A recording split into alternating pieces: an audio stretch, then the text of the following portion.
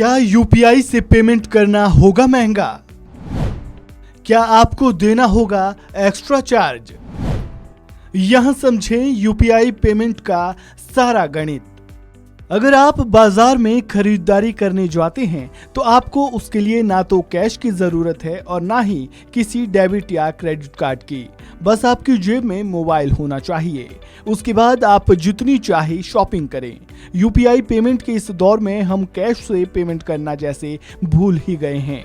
लेकिन अब UPI payment को लेकर एक बड़ा अपडेट आया है, जिसके मुताबिक अब यूपीआई से पेमेंट करना महंगा होने वाला है। क्या ये सच है? क्या अब यूपीआई के जरिए की गई हर छोटी या बड़ी पेमेंट पर हमें एक्स्ट्रा चार्ज देना होगा? आपके इन्हीं सवालों के जवाब इस वीडियो में हम देने जा रहे हैं। तो चलिए यूपीआई पेमेंट के इस नए फंडे को आसान भाषा में समझते हैं। सबसे पहले आप ये जान लीजिए कि आपको यूपीआई से पेमेंट करने पर कोई चार्ज नहीं देना होगा। जी हाँ, बिल्कुल सही सुना आपने। National payments corporation of India यानी एनपीसीआई ने यूपीआई पेमेंट पर चार्ज लगाए जाने की खबरों का खंडन किया है। उन्होंने कहा कि बैंक अकाउंट से दूसरे बैंक अकाउंट में यूपीआई के जरिए लेन देन करने पर कस्टमर्स को कोई चार्ज नहीं देना होगा। अपने बयान में एनपीसीआई ने कहा कि देश में सबसे ज्यादा 99.9% यूपीआई ट्रांजैक्शन बैंक अकाउंट के जरिए ही किया जाता है।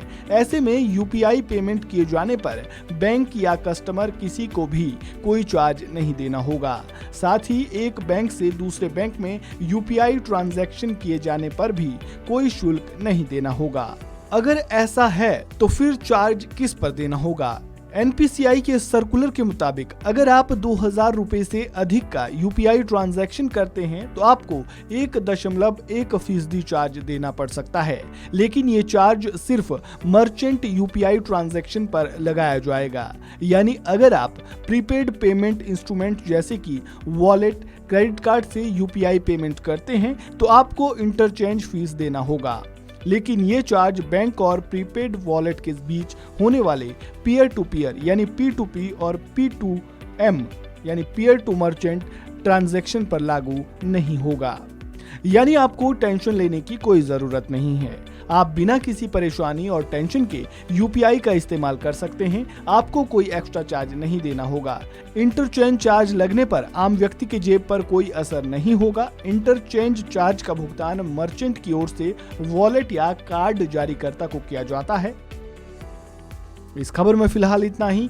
आपको जानकारी कैसी लगी कमेंट बॉक्स में राय जरूर दें और खबरों से जुड़े ताज़ा अपडेट के लिए वन इंडिया हिंदी को सब्सक्राइब करना बिल्कुल ना भूलें।